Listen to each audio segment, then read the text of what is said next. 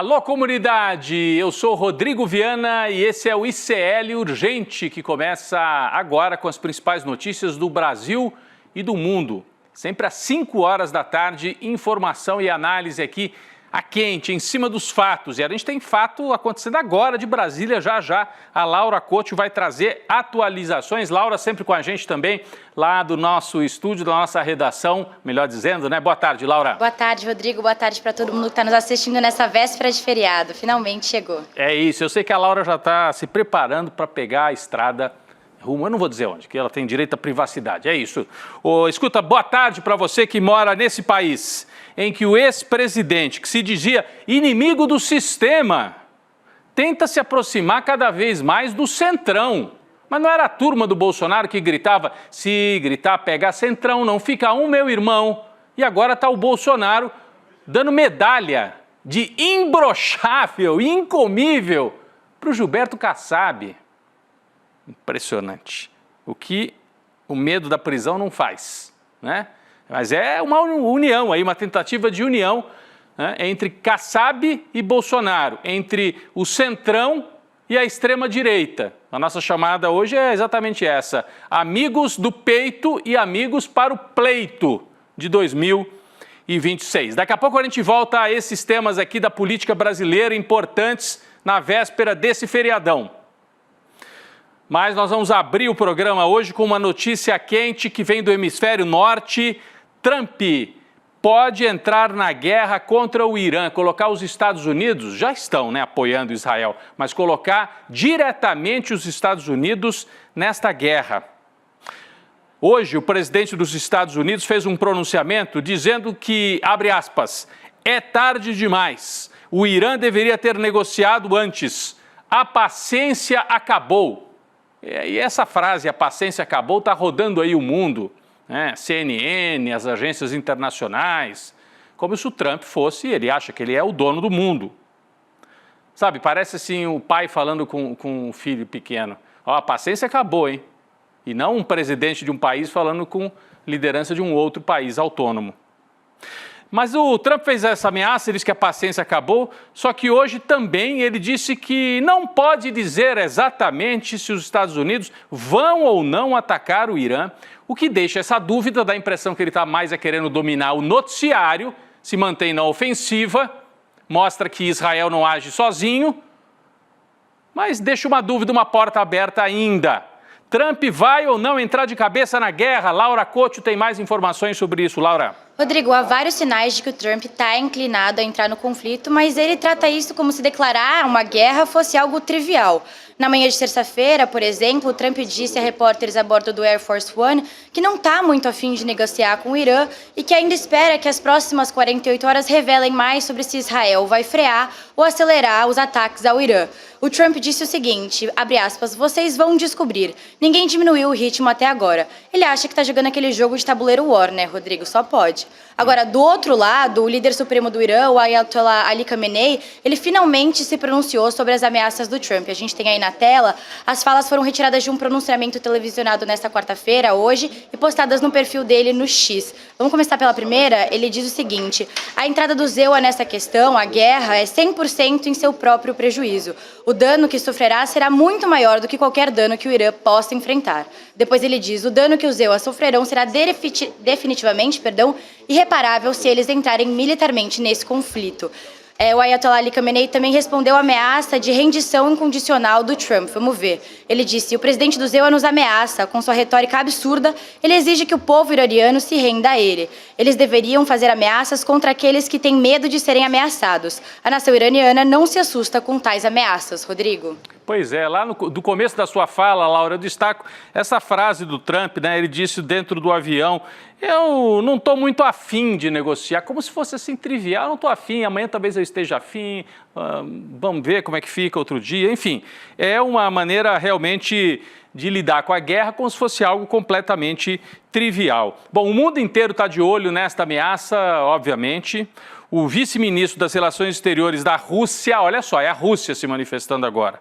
O vice-ministro Sergei Ryabkov alertou hoje que a ajuda militar direta dos Estados Unidos para Israel desestabilizaria radicalmente a região. Então é o aviso da Rússia. Estados Unidos, não entrem na guerra, porque nós podemos entrar do outro lado.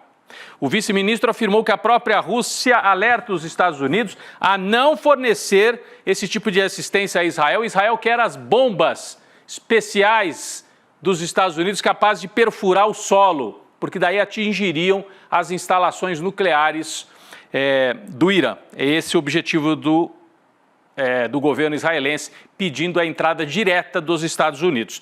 Então a Rússia falou e o Papa Leão XIV também se pronunciou hoje sobre a guerra no Irã, que está entrando no 6º dia consecutivo à guerra, né? Numa postagem no X, o Papa pediu paz e citou o Papa Francisco. Eu achei curioso isso, o Papa Leão XIV ainda se escorando, né, na imagem muito forte do Papa anterior, o Papa Francisco. Disse Leão XIV, em nome da dignidade humana e do direito internacional, repito aos que ocupam cargos de responsabilidade o que o Papa Francisco costumava dizer: a guerra é sempre uma derrota. A guerra é sempre uma derrota. Essa frase é forte. E com o Papa Pio XII, ele relembra um Papa do século passado. Nada se perde com a paz, tudo se perde com a guerra. Quem se pronunciou também hoje foi o Itamaraty, Ministério das Relações Exteriores do Brasil, confirmou que o último grupo de políticos brasileiros, uns fanfarrões, né, que vão fazer turismo de guerra, turismo de segurança pública, turismo religioso, seja o que for, num país que está massacrando os palestinos em Gaza, eles vão lá passear. E aí, o último grupo de políticos brasileiros que estava em Israel conseguiu deixar o país novamente pela fronteira da Jordânia. O primeiro grupo já tinha saído pela fronteira da Jordânia. Segundo a embaixada israelense, as 28 pessoas receberam autorização das IDF, as Forças de Defesa de Israel, para ir até o país vizinho, até a Jordânia, de onde vão embarcar em voos para o Brasil. Então é a ofensiva do Trump contra o Irã. E tem uma outra ofensiva trumpista que é muito preocupante, e essa diz respeito diretamente ao Estado brasileiro, às autoridades brasileiras, ao Brasil, ao nosso país. A ofensiva do governo trumpista contra o ministro do Supremo Tribunal Federal, Alexandre de Moraes, ganhou mais um capítulo hoje. Um tribunal da Flórida expediu uma nova citação contra Moraes após um pedido das empresas Trump Media e outra empresa aqui, a empresa de vídeos Rumble, a plataforma Rumble. Veja só, é a Trump Media, é a empresa do presidente da República ao lado da Rumble, peticionaram o Tribunal da Flórida. Elas acusam, essas duas companhias, acusam Alexandre de Moraes de censurar conteúdos publicados por essas redes no Brasil. Um trecho da citação diz o seguinte: Rumble e Trump Media buscam conjuntamente uma decisão judicial que declare as ordens de mordaça, é assim que eles chamam, as ordens de mordaça do ministro Moraes inexequíveis nos Estados Unidos, ou seja, não poderiam ser tomadas, né? Não poderiam ter sequência lá nos Estados Unidos. Laura Couto tem mais informação sobre isso, esse ataque direto ao Alexandre de Moraes. Laura. Rodrigo, com a notificação, o ministro Alexandre de Moraes agora tem um prazo de 21 dias para apresentar uma resposta formal a essa ação penal, apresentar uma petição para contestar o processo, conforme as regras estabelecidas pelas normas processuais dos Estados Unidos. A Rumble e a Trump Media alegam que o Moraes violou a primeira emenda da Constituição americana, que garante a liberdade de expressão, quando ele ordenou a remoção de contas de influenciadores brasileiros de direita na plataforma, como Alan dos Santos, e por outras supostas tentativas de censura. As empresas Trump Media e Rumble pedem indenização por supostos prejuízos à reputação, perda de receita e oportunidades de negócio. Rodrigo. Presta atenção, Laura. Presta atenção. Você leu aqui que eles estão alegando que o Moraes violou a primeira emenda da Constituição americana. Gente, como é que a primeira emenda vale lá nos Estados Unidos, não vale aqui no Brasil, apesar de ter gente nos bolsonaristas que acha que vale. A primeira emenda lá dos Estados Unidos vale para eles. Alexandre de Moraes tomou decisões relativas ao Brasil. Estas empresas têm sede lá nos Estados Unidos, muito bem, mas se elas querem operar aqui, se elas querem fazer circular mensagem do Brasil, elas têm que seguir as normas brasileiras, não tem nada de primeira emenda. Primeira emenda é que o Trump use lá, do jeito que ele quiser. O Brasil é um país autônomo. Isso é um escárnio, mas é uma forma de pressão. É uma forma de pressão, de tentar fazer com que o Alexandre de Moraes recue. Ele não vai recuar, a gente sabe, mas talvez outros ministros do Supremo fiquem com medo, outras autoridades, né? Bom, além disso, a petição apresentada nesse tribunal da Flórida, na petição, as empresas acusam Moraes de perseguir politicamente opositores e citam nominalmente Eduardo Bolsonaro como vítima de perseguição e o blogueiro bolsonarista, o extremista de direita Alan dos Santos. São citados como exemplos do que eles classificam como abuso de autoridade por parte do ministro brasileiro, porque, no caso do Alan dos Santos, ele está respondendo por participar de um esquema de fake news, né? E aí o sistema judicial norte-americano vai dar guarida para essa gente? Essas empresas de mídia estão jogando o jogo trumpista e o jogo bolsonarista. É muito grave essa ameaça ao STF. Falando em STF, Laura Couto tem informação urgente de agora há pouquinho, né, Laura? Quarta-feira, vamos lá. Rodrigo, notícia urgente. O ministro Alexandre de Moraes derrubou agora há pouco o sigilo do inquérito da BIM Paralela, tornando disponível a investigação da Polícia Federal. Ao todo, o inquérito tem 1.125 páginas. Segundo o Supremo, a decisão foi tomada depois da constatação de que parte do relatório vazou para a imprensa. A investigação da PF começou em 14 de março de 2023 e em 12 de junho de 2025, essa semana, a PF encaminhou o relatório final da investigação para o STF. Rodrigo. Então é importantíssimo aí a nossa equipe de olho em cima da notícia, né? Não é o caso do golpe de Estado, é o caso da BIM Paralela. O caso de golpe de Estado, nesse caso, já tem réus, aí mais de 30, inclusive o Bolsonaro. No caso da BIM Paralela, por enquanto, é indiciamento pela polícia. E o Alexandre de Moraes, né, que é a autoridade judicial, acaba de liberar, levantou o sigilo, a gente vai ter acesso a tudo que corre neste caso. E é por isso que o Bolsonaro está buscando se esconder atrás da saia do Kassab. Porque ele sabe, o Bolsonaro, que precisa de apoio, porque vai em cana pelo caso de golpe de Estado, e esse aí da BIM Paralela é mais um caso gravíssimo. Então ele está buscando se aproximar de gente aí no sistema, como ele costumava dizer, para ver se diminui os danos aí que ele vai sofrer no judiciário. Nós vamos voltar com mais informações sobre o caso da BIM Paralela, levantado o sigilo, todos os documentos, trocas de mensagem, áudios, tudo isso daqui a pouco no N2, nossa equipe trabalhando em cima destas informações. Hoje o STF formou maioria para aprovar segurança vitalícia a ministros da Corte, depois de se aposentarem, inclusive. O pedido veio do ex-ministro Marco Aurélio.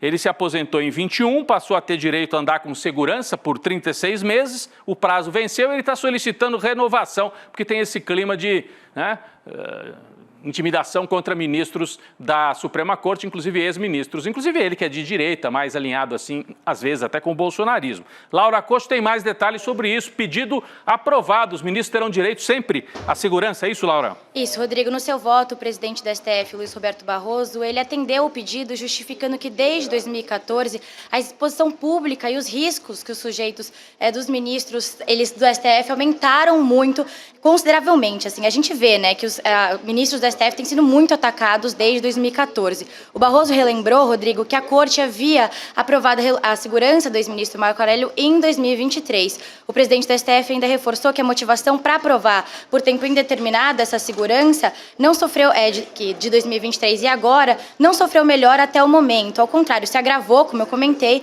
como demonstrado pelo atentado dos explosivos na sede do STF em 2024. É isso, tem vários indícios de que tem um clima ainda de, enfim, partir para cima dos ministros do STF. Eles têm que tomar cuidado. Já teve um sujeito se explodindo na frente do STF, teve plano para matar o ministro Alexandre de Moraes, segundo a Polícia Federal, isso está em julgamento lá no Supremo. Então os ministros têm que ter proteção e agora, inclusive, perseguidos judicialmente lá nos Estados Unidos por pressão da família Bolsonaro. Então o Jair Bolsonaro é réu e, ao mesmo tempo, é como se fosse assim, um bandido acusado de tráfico de drogas. Ele é réu e, ao mesmo tempo, ele põe o filho dele para ameaçar os juízes. O que você acha disso? O que você acha que devia acontecer com quem faz isso? Né? É mais ou menos nesse ponto que nós estamos hoje no Brasil. Ainda no Supremo Tribunal Federal, o ministro Alexandre de Moraes decidiu manter a cariação entre Mauro Cid, ex-ajudante de ordens, e o general Braga Neto, para a próxima terça-feira, depois do feriado, dia 24. A defesa do general, hoje cedo, tinha pedido o adiamento da audiência para sexta-feira da semana que vem, por conta de uma viagem internacional do advogado principal do Braga Neto, o Zé Luiz de Oliveira Lima, também conhecido como Juca. O ministro Moraes entendeu que Braga Neto é acompanhado por uma banca composta por 6 advogados e que outros poderiam representá-lo nesta acariação. Vale lembrar que na terça-feira, além de Mauro Cid frente a frente com Braga Neto, nós teremos a acariação entre Anderson Torres, ex-ministro da Justiça, e o general Freire Gomes, que não é réu, é testemunha, era o ministro, o chefe do Exército no governo do Jair Bolsonaro. Um dado importante, ontem a nossa colega Carolina Brígido trouxe isso no N2, mas nós vamos reforçar aqui. O STF deve julgar Bolsonaro e outros réus do núcleo crucial, do núcleo 1, da trama golpista, já sob um novo comando da Corte. O que vai acontecer? Esse julgamento deve acontecer entre setembro e outubro, e é exatamente ali que acontecem algumas trocas importantes de comando no STF. Vamos ver o que deve mudar? Vamos ver o que deve mudar? Primeiro, uma mudança na presidência do tribunal. No mês de setembro, Roberto Barroso sai, deixa de ser presidente do Supremo, e quem entra na presidência é Edson Fachin. Não muda muita coisa, o Edson Fachin não é daqueles alinhados com a extrema-direita, vai dar prosseguimento a esse julgamento normalmente, é o que se espera. Mas além da mudança na presidência do Supremo como um todo, vai haver uma mudança na primeira turma. E a gente tem aqui também a mudança que vai acontecer na primeira turma do Supremo Tribunal Federal, que é o próximo quadrinho que a gente vai trazer aqui para a nossa tela. Então, na primeira turma do Supremo, acontece uma outra mudança. Sai o Cristiano Zanin da presidência da primeira turma e quem que assume?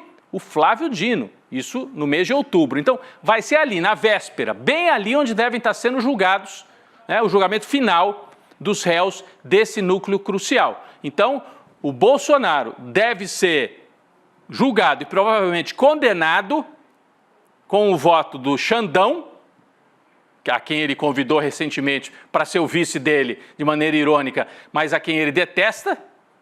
Então, com o voto do relator Alexandre de Moraes e sob a presidência da turma do Flávio Dino, que ele chamava aqueles governadores lá dos Paraíba, quando o Flávio Dino, que é assim que ele chamava de maneira pejorativa o pessoal do Nordeste, quando o Flávio Dino era governador do Maranhão.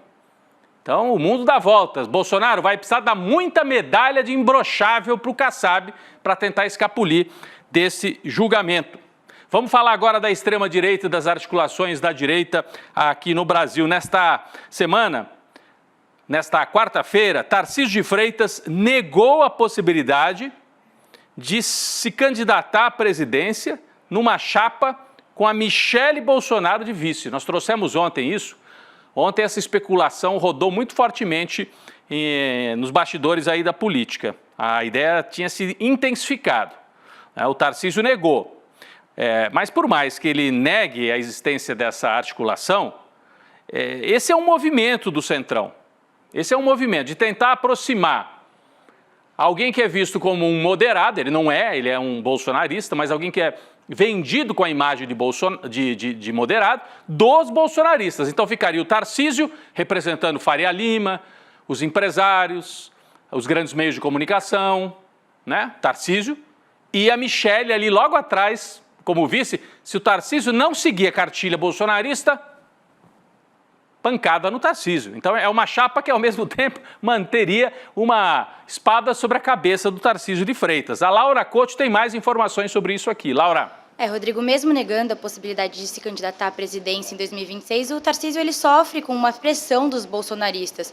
Vale lembrar que o governador teria que pautar o indulto ao Bolsonaro. Essa ideia reacendeu na extrema-direita, principalmente depois do avanço da ação penal no STF contra o ex-presidente. A presença da Michele, como você citou, levaria uma pressão ainda maior sobre o Tarcísio, que tenta se pautar como moderado, para que ele perdoasse os crimes pelos quais o Bolsonaro pode ser condenado, Rodrigo.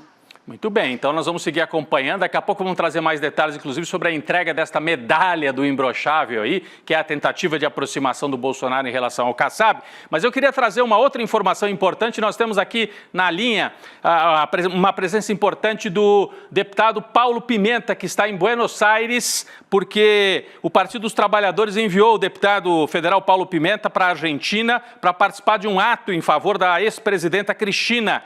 O ato já aconteceu e eu queria primeiro agradecer o Paulo Pimenta, o deputado, e que ele nos trouxesse a importância desse ato. Eu vi as imagens, muita gente na rua. O senhor está representando o PT e o presidente Lula já assumiu também a ideia de ir até Buenos Aires para se solidarizar com a Cristina Kirchner. Obrigado, Paulo Pimenta.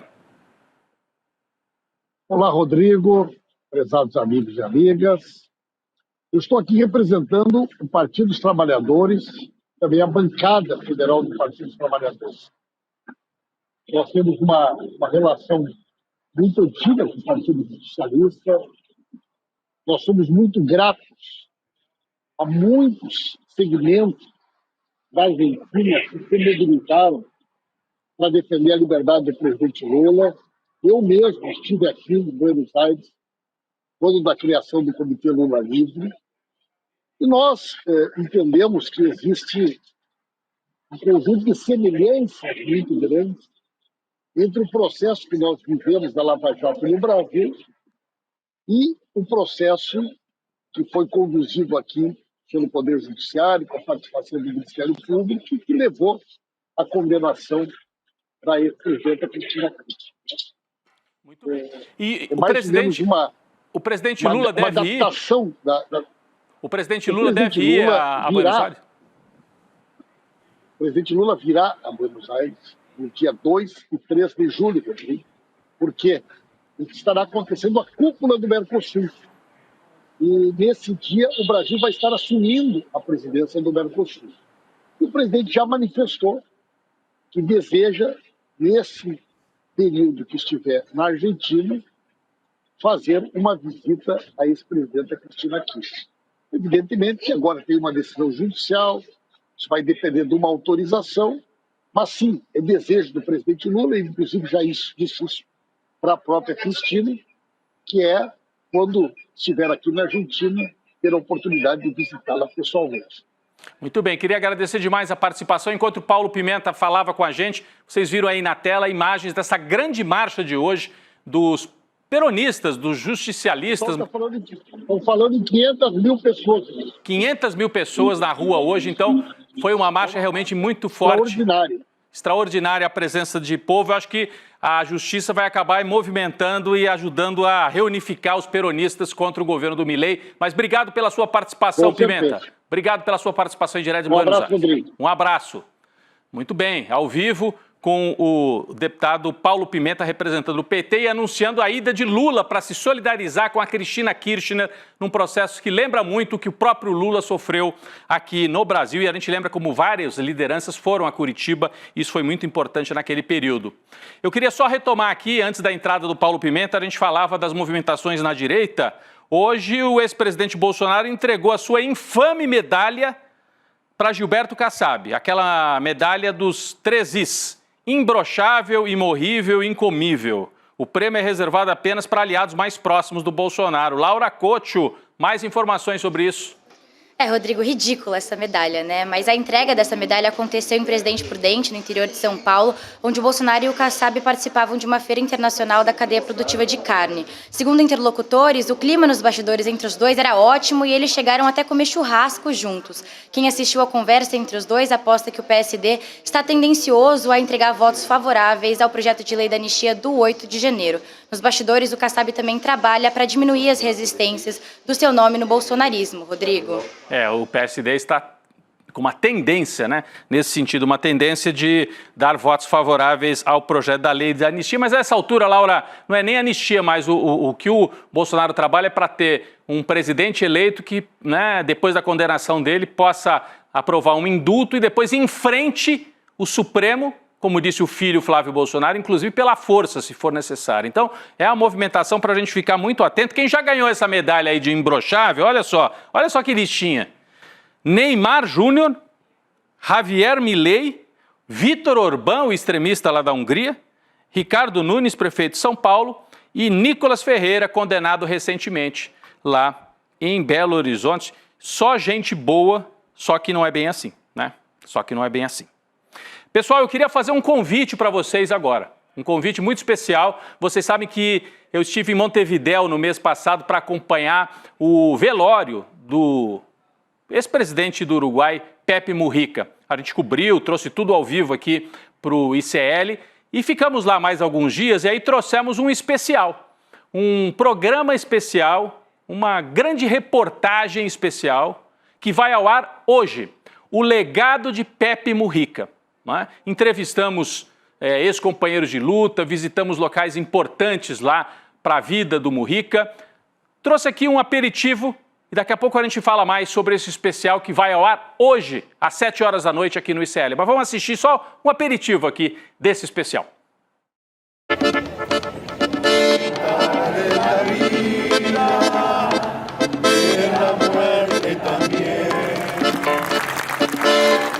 Teve choro, mas teve muito aplauso.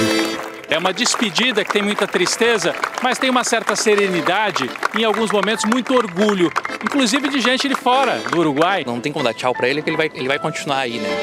Durante 2 dias, eu acompanhei de perto a multidão emocionada que se despediu de Pepe Mujica em Montevidéu. O velório atraiu estadistas e políticos, mas também veteranos da militância, gente simples do interior e muito jovens. Homens e mulheres da nova geração conectados com o velho líder. Somos milhões de Pepes. É um referente para todos. Era a despedida de um agricultor que foi também presidente, de um militante das causas humanistas e de um crítico do capitalismo que se transformou numa espécie de filósofo. Mujica não falava da política apenas como ciência do poder, mas como instrumento para viver melhor. Eu não hago uma apologia da pobreza. Estou contra a frivolidade e contra a tonteria. Essa é a parte que você talvez já conheça, mas o ICL mergulhou na história profunda de Mujica, um homem ligado às tradições do campo e, ao mesmo tempo, ao Uruguai moderno, tudo misturado. Trazemos para você um especial sobre a herança política desse líder que marcou nossa época. O que fica para o futuro? Ouvimos ex-companheiros de luta. Já que não pudimos matá-los quando cayeron, los vamos a volver locos. Estudiosos da política uruguaia, conversamos com o povo na rua e revisitamos cenários dessa trajetória de quase 90 anos. Lançamos luz também sobre uma parte da vida de Mujica que nos últimos anos é menos lembrada. Na juventude, ele foi um guerrilheiro que atuava de armas na mão. Convidamos você para entrar nesta viagem sobre um guerrilheiro que plantou flores. E a luta continua! É o guerrilheiro que plantou flores, né? O legado de Pepe Mujica. A gente vai apresentar esse programa, 40 minutos de duração, às 7 horas. Acho que nós temos aqui, inclusive, o nosso card aqui, o nosso quadrinho aqui com a chamada, o legado de Pepe Mujica, hoje, às 7 horas da noite, logo depois do N2. Eu entrevistei, então, ex-companheiros lá dele da época de guerrilha, entrevistei muita gente do povo, conversei com especialistas sobre a política uruguaia, a gente conta um pouco da história do Uruguai, a história política do Uruguai, e revisita locais que foram importantes na trajetória do Pepe Mujica.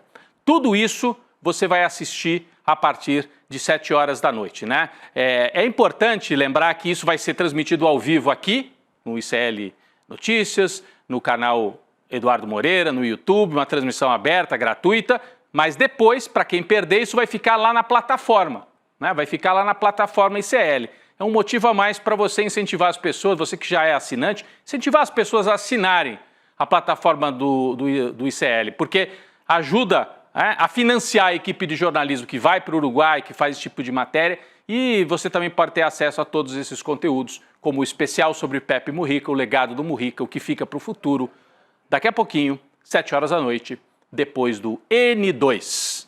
Laura Couto, obrigado mais uma vez pela participação, pela parceria aqui no ICL Urgente. A gente volta depois do feriado, né? Obrigada, Rodrigo. O N2 está quente agora com esse relatório da ABIN, hein? É isso, daqui a pouco fique de olho aí, hein? Vem o N2 com as informações, liberado o relatório da ABIN pelo Alexandre de Moraes. Fique com a gente, o ICL Urgente volta na segunda, mas agora mais notícia no N2. Valeu, gente!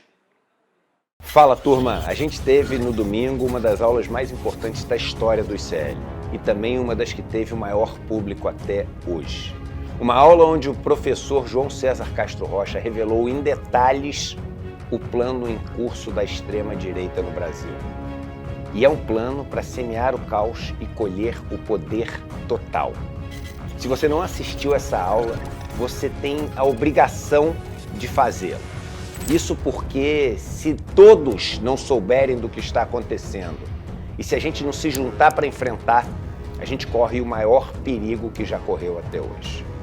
A gente liberou o replay dessa aula para que você possa assistir.